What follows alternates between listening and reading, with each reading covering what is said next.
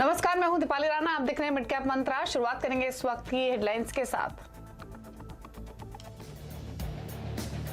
हफ्ते के पहले कारोबारी दिन बाजार में कंसोलिडेशन का मूड। निफ्टी 17,350 के करीब। बैंक निफ्टी में हल्की बढ़त। मिड कैप स्टॉक्स की चाल बेहतर।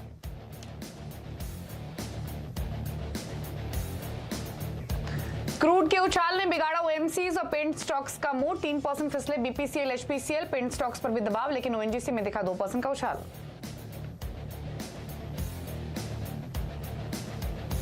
1 अप्रैल से क्रेडिट पारिक कमेटी की सिफारिशें लागू नहीं होने से सिटी गैस डिस्ट्रीब्यूशन कंपनी में दबाव। 6% गिरावट के साथ वायदा का टॉप लूजर बना एमजीएल। साथ ही आईजीएल भी फिसला।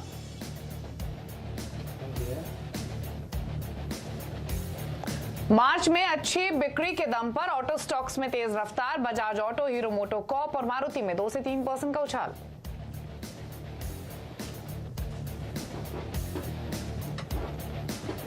और आज से आरबीआई एमपीसी की 3 दिवसीय बैठक आज से शुरू। गुरुवार को होगा पॉलिसी का ऐलान। ब्याज दर में 0.25% बढ़त की उम्मीद।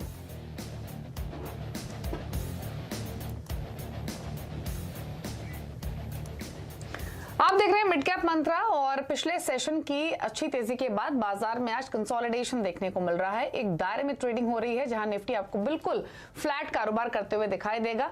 लेवल्स के हिसाब से 17,350 के नीचे अब आकर ट्रेड कर रहा है। इन्हीं लेवल्स के आसपास घूम रहा है। बैंक निफ्टी में ऑल्दो अब एक्शन थोड़ा सा बढ़ता हुआ दिखाई दिया है, लेकिन हमने दिन के दौरान अगेन यहां भी एक दायरे में ही ट्रेडिंग होते हुए देखी है। अब सिर्फ 63 अंक ऊपर कारोबार कर रहा है बैंक निफ्टी। सिमिलर एक्शन आपको सेंसेक्स में भी दिखाई देगा। मिड कैप्स में हालांकि थोड़ी बाइंग आज के सत्र में देखने को मिल रही है। कंपैरेटिवली जो वॉलेटिलिटी है वो निफ्टी बैंक निफ्टी के मुकाबले कम है। इस समय के संकेत क्या है फटाफट से वो देखते हैं, उसके बाद बाजार की बड़ी बातें आपको बताएंगे। फटाफट से एक नजर डाल लेते हैं इंटरनेशनल क्यूज पर। एशियन मार्केट्स को देखेंगे तो आज के सेशन में मिले जुले ट्रेड कर रहे हैं, जहां पर कॉस्पी, हैंगसेंग लाल निशान में है। वहीं शंघाई 0.25% ऊपर है। निकेई में 0.5% से ज्यादा की बढ़त देखने को मिल रही है। ओपेक प्लस की ओर से जो कट की अनाउंसमेंट आई है वो एक, उसके बाद हमने ऑयल प्राइसेस में एक सर्ज देखा भी है। एशियन मार्केट्स उसके बाद मिक्स्ड हैं। अमेरिका के फ्यूचर्स देखेंगे तो हल्की बढ़त के साथ ट्रेडिंग हो रही है। डाउ फ्यूचर्स 71 अंक ऊपर है और नेस्डैक का फ्यूचर 77 अंक नीचे ट्रेड कर रहा है। तो डाउ फ्यूचर्स 1/4% ऊपर, लेकिन नेस्डैक फ्यूचर्स 0.5% नीचे। तो यहां से भी कोई क्लियर इंडिकेशन फिलहाल मिल नहीं रही है क्यूज के तौर पर। तो ऐसे में अब तक हुआ क्या है बाजार में, बाजार की बड़ी बातें आपके लिए लेकर आते हैं। और सबसे पहली बात तो ये कि कंसोलिडेशन मार्केट्स में निफ्टी 17,350 के ऊपर नीचे घूमते हुए दिखाई दे रहा है। हल्की बढ़त बैंक निफ्टी में है। मिड कैप्स की चाल कंपैरेटिवली बेहतर है। कई पॉकेट्स आपको मिड कैप्स में दिख जाएंगी जो तेजी के साथ कर रही हैं ट्रेड। अगर आप पॉकेट्स देखेंगे तो खरीदारी दिख रही है banks, autos, consumer discretionary stocks में खरीदारी हो रही है। एफएमसीजी, आईटी, पावर में आपको इंडेक्स के हिसाब से दबाव दिखेगा। मिड कैप्स में बहुत सारी पॉकेट्स जहां पर खरीदारी, केमिकल स्टॉक सर्ज कर रहे हैं आज। ऑटो एंड स्टडी स्टॉक, सरकारी बैंक स्टॉक्स में तेजी का मूड बना हुआ है। हमारे साथ प्रकाशगाबा.com के प्रकाश गाबा हैं। गाबा साहब नमस्कार। पहले तो बताइए इंडेक्स के हिसाब से राय आपकी रिमेनिंग सेशन के लिए। Good afternoon to you Deepali. मुझे लगता है निफ्टी में और बैंक निफ्टी में थोड़ी वीकनेस है। अपसाइड में थोड़ा एक डायवर्जन है। बैंक निफ्टी ने तो नया हाई बनाया, आज निफ्टी ने नहीं बनाया। एक्चुअली देखा तो हाई खुला है लेकिन एक्चुअली नहीं बनाया। ट्रेडिंग लो जोन चल रहे हैं, तो यहाँ पर तालमेल तो नहीं है। मुझे लगता है निफ्टी में थोड़ी वीकनेस है, बैंक निफ्टी में भी थोड़ी वीकनेस है।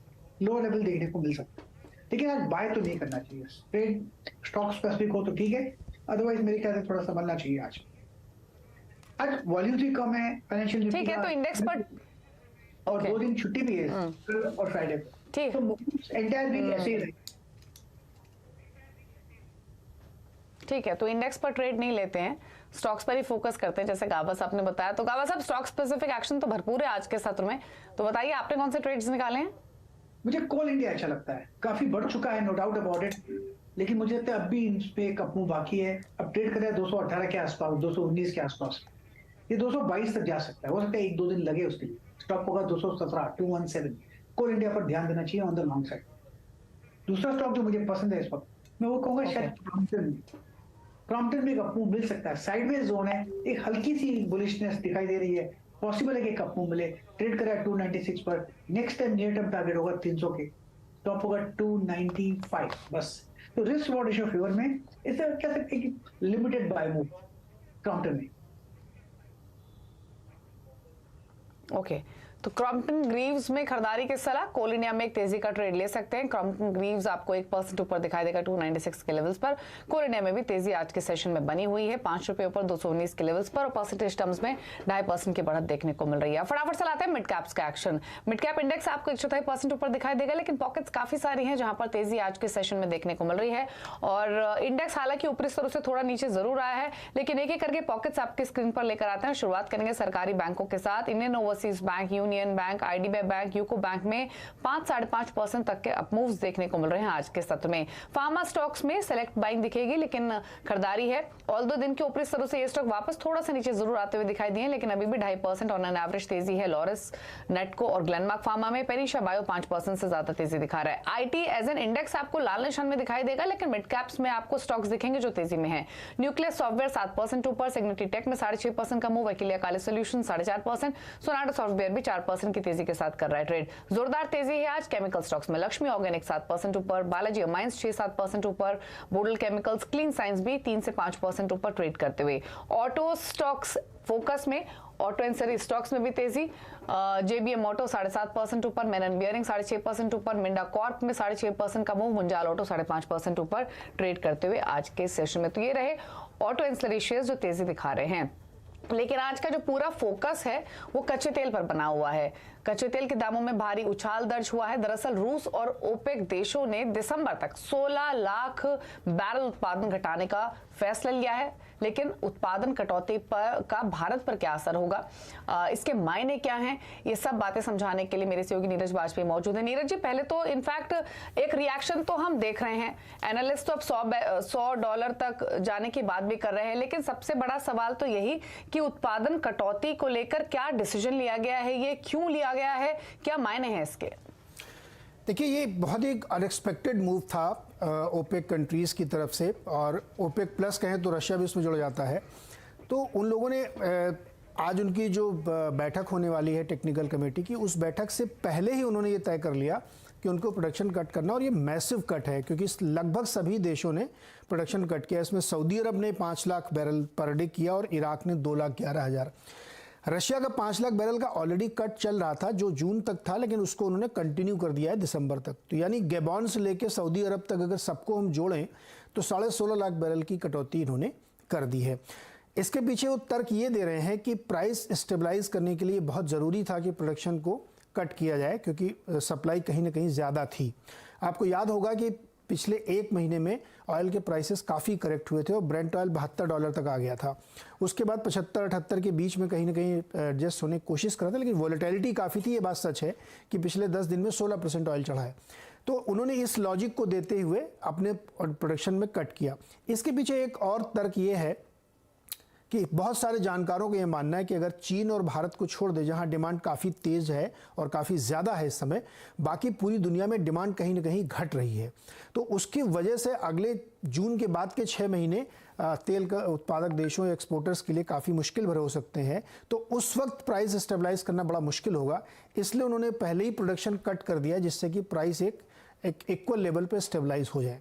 तो ये उनका तर्क था, ये लॉजिक था, और बैठक से पहले ये कर लिया गया। अब औपचारिकता है, लेकिन ये काफ़ी बड़ा कट है क्योंकि 2 मिलियन बैरल का पहले से ही चल रहा था। अब इसमें अगर आप 1.5 और जोड़ दें तो काफ़ी बड़ा, मतलब करीब 37 लाख बैरल पर डे की कटौती हो रही है, जो अपने आप में काफ़ी मैसिव है। और इसीलिए आप देख रहे हैं क्रूड में एक शार्प जंप आया है। बहुत सारे ब्रोकरेज रिपोर्ट्स कह रही हैं कि ऊंचे जाएंगे, मतलब यहाँ से $10 की कम से कम तेज़ी बनती हुई दिख रही है, जो कि 90 को टच करेगी। गोल्डमैन सैक्स ने तो अपना ईयर एंड का टारगेट ही $94 का दिया है। तो इस तरीके से अगर आप देखें तो क्रूड में एक शार्प जंप है, जो कि भारत और चीन जैसे देशों के लिए नेगेटिव माना जाएगा।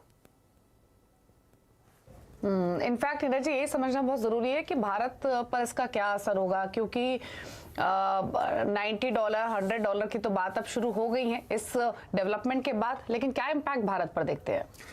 देखिए, भारत में इम्पैक्ट 2 तरह से देखिए आप। एक तो हम सबसे ज़्यादा क्रूड इंपोर्ट करते हैं, हमारी ज़रूरत का 85% इम्पोर्टेड है, तो उसका प्राइस पे हमारा इम्पैक्ट पड़ेगा। दूसरा, हमारी करेंसी भी उतनी सस्ती नहीं है, $82-83 पे डॉलर चल रहा है, तो उसकी वजह से और थोड़ा महंगा पड़ता है। अब उसमें कुछ ना कुछ एक लॉजिक ये दिया जाता है कि रशिया की तरफ से डिस्काउंटेड प्राइस पे हो रहे हैं, लेकिन ये एक धारणा थोड़ी सी ठीक नहीं है, क्योंकि जब वो लैंडेड कॉस्ट उसकी आती है तो वो भी काफ़ी ऊपर चली जाती है। तो इसलिए हमको बहुत फ़ायदा अब नहीं है, पहले था, लेकिन अब जब से वहाँ पे शिपिंग कॉस्ट बहुत बढ़ गई है, री इंश्योरेंस की कॉस्ट बहुत बढ़ गई है, तो वो तेल भी हमारे लिए बहुत सस्ता नहीं रह गया है। तो OMCs के लिए, ऑयल के डेरिवेटिव यूज़ करने वाली कंपनीज़ के लिए, इन सब के लिए तेल महंगा पड़ेगा और रॉ मटेरियल की कॉस्ट बढ़ेगी, तो जिससे मार्जिन इंपैक्टेड होगा। RBI क्या करेगा? देखिए, हमको याद होगा पिछली बार जब RBI ने अपनी पॉलिसी रखी थी तो उन्होंने काफ़ी ऊपर का क्रूड का प्राइस डिस्काउंट किया था। उनको कहीं ना कहीं शायद ये अनुमान था कि 90 के ऊपर जा सकता है क्रूड ऑयल, तो इसलिए उन्होंने हायर प्राइस का डिस्काउंटिंग लेके अपनी पूरी गणना की थी।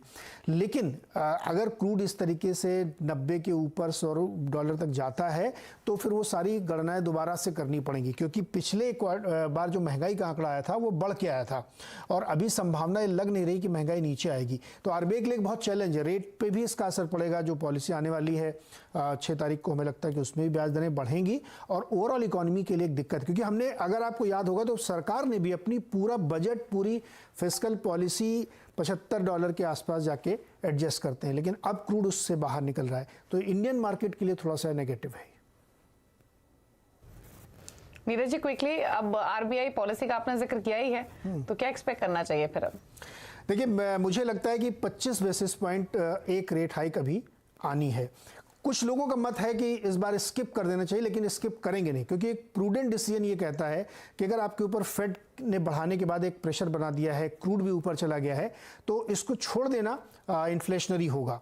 तो इसलिए मुझे लगता है कि 1/4 बेसिस पॉइंट की एक हाइक इस बार होगी। उसके बाद फिर वो अपनी कमेंट्री से इशारा करेंगे कि आगे जाते हुए क्या करें, लेकिन इस बार मुझे ऐसा लगता है, और तमाम सर्वेज भी ये बता रहे हैं कि 1/4 बेसिस की बढ़त हो सकती है। और आज शाम को हम आवाज़ की MPC करेंगे तो उसमें और विशेषज्ञों की राय लेंगे कि उनको क्या लगता है कितना बढ़ना चाहिए।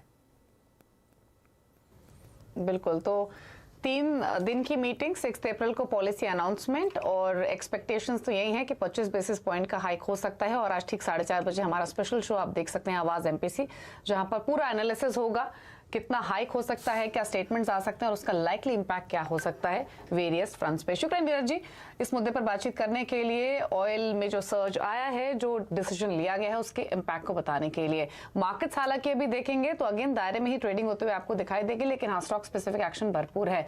प्रकाश गाबा हमारे साथ बने हुए हैं। गाबा साहब, PSU बैंक्स, NBFCs, यहाँ हम सेलेक्ट बाइंग देख रहे हैं। NBFCs में L&T फाइनेंस जैसे स्टॉक्स में एक्शन है, PSU बैंक्स में यूको, इंडियन ओवरसीज बैंक में तेजी दिख रही है। ये पॉकेट इनफैक्ट इस MPC मीटिंग के मद्देनजर बैंक्स जो हैं वो फोकस में रहेंगे ही। कोई ट्रेडिंग आइडिया आपको प्राइवेट बैंक्स, PSU बैंक्स या NBFCs में कोई नजर आ रहा है? Maximum risk is eight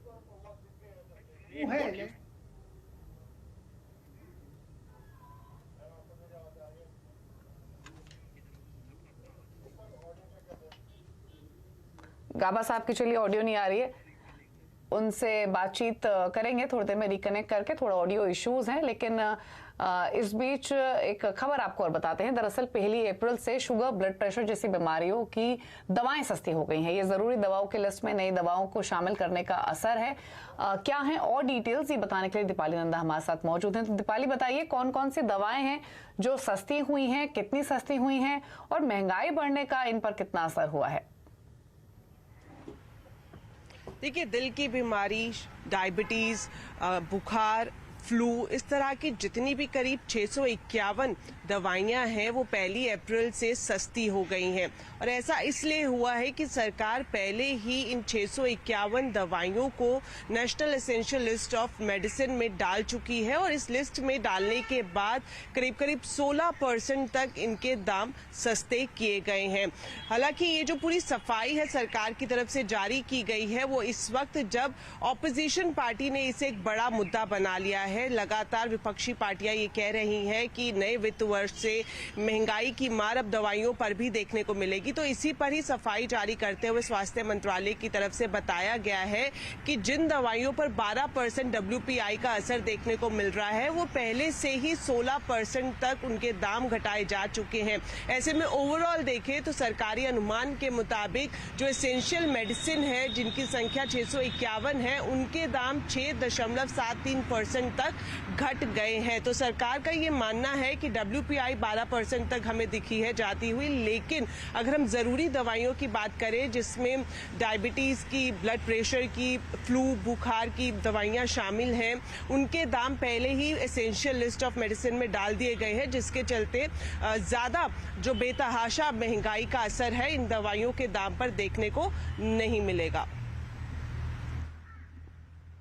okay, चलिए शुक्रिया आपका दीपाली डिटेल्स बताने के लिए। तो ये तमाम डेवलपमेंट्स हुई हैं और क्या इम्पैक्ट उनका किन दवाओं पर पड़ा है, वो तमाम बातें आपको दीपाली नंदन ने बताई। चलिए इसी के साथ एक ब्रेक के बाद कुछ और खबरें जल्द वापस आते हैं।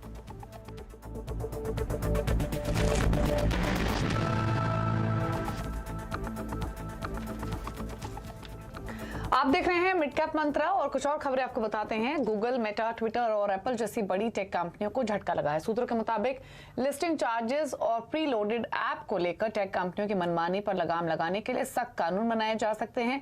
इसी खबर पर और डिटेल्स के साथ आलोक प्रियदर्शी हैं। आलोक, बताइए क्या तैयारी है, क्या नए कानून आ सकते हैं और क्या होगा असर?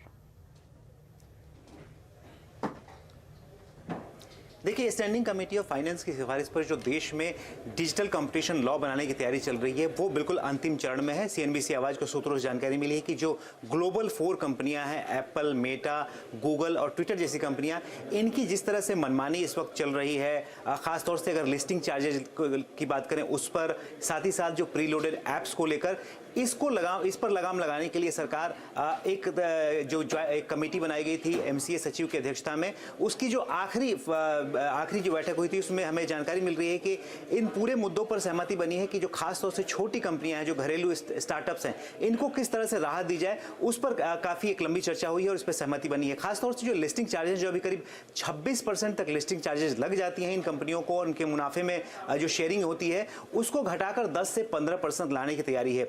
इसके अलावा जो प्रीलोडेड ऐप्स में जो प्रेफरेंस और जो प्रमोशन करती हैं बड़ी कंपनियां जो अपने प्लेटफॉर्म पर, उस पर भी रोक लगाने की तैयारी चल रही है। साथ ही साथ जो सर्च और रैंकिंग फैसिलिटी जो ये बिग 4 जो टेक कंपनियां हैं वो प्रोवाइड करती हैं, उसमें अपने ऐप्स को खासतौर से जो तरजीह दी जाती है और एक तरह से भेदभाव किया जाता है छोटी कंपनियों के साथ, उस पर भी रोक लगाने की तैयारी है। तो कुल मिलाकर ये तमाम मुद्दों पर एक तरह से सहमति बन चुकी है और एक सख्त डिजिटल देश में डिजिटल कंपटीशन लॉ लाने की तैयारी चल रही है और इसका ड्राफ्ट लगभग तैयार हो चुका है और जो हमें सूत्रों से जानकारी मिल रही है कि इसको मॉनसून सत्र में पेश किया जा सकता है। तो इसी लिहाज से ये देश में बहुत बड़ा एक क्रांति हो सकती है कि जो बड़ी कंपनियां हैं जो एक तरह से देश में मनमानी कर रही हैं, छोटी कंपनियों को पनपने नहीं दे रही हैं, उस पर एक बड़ा ही सख्त कदम उठा सकती है सरकार।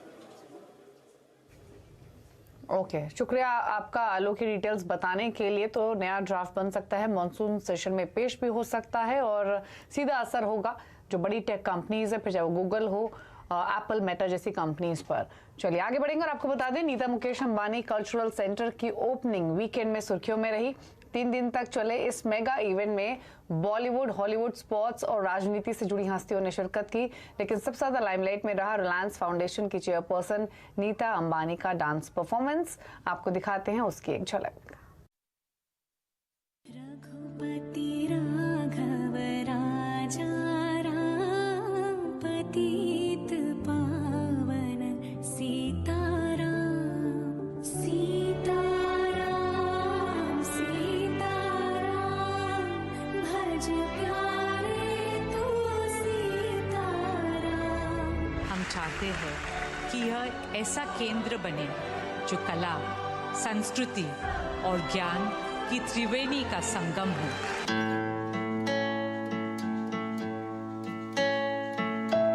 Bringing the center to life has been an absolute labor of love and joy. It's named after my mother. The NMACC is a tribute to her lifelong devotion to the arts. India is coming of age in this new India and the new era that we have.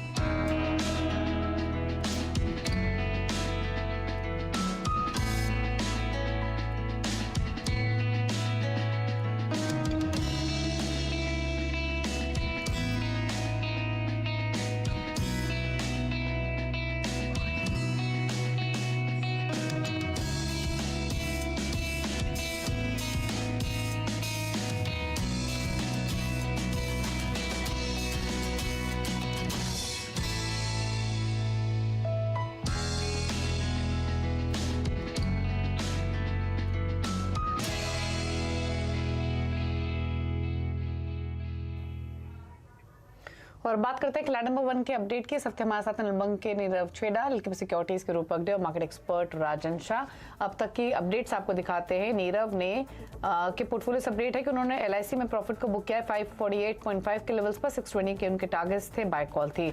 दूसरा AU small finance bank के trade ये add कर रहे हैं। 520 के targets के लिए cell करने की सलाह है। 596 का 95 का स्टॉप लॉस रखे, फिलहाल 567 पर कर रहा है ट्रेड। तो एयू स्मॉल फाइनेंस बैंक एक नया ट्रेड नीरव के पोर्टफोलियो में सेल साइड पर। दिखाते हैं आपको रिटर्न की स्थिति। मुनाफे के मीटर में नया हफ्ता और हफ्ते की शुरुआत में रूपक डे लीड करते हुए 3.5% रिटर्न के साथ ही नीरव छेड़ा का पोर्टफोलियो 2.5% के रिटर्न दे रहा है और राजन शाह का पोर्टफोलियो 1.65% के रिटर्न्स लेंड करते हुए। चलिए इसी के साथ एक ब्रेक के उस पार आप देखिए न्यूयॉर्क कंपनी में आज से खुले आईपीओ एवलॉन टेक के सीएमडी कुनामेट बिशा और सीएफओ आरएम सुब्रमण्यम से बातचीत करेंगे एक ब्रेक के बाद। नमस्कार।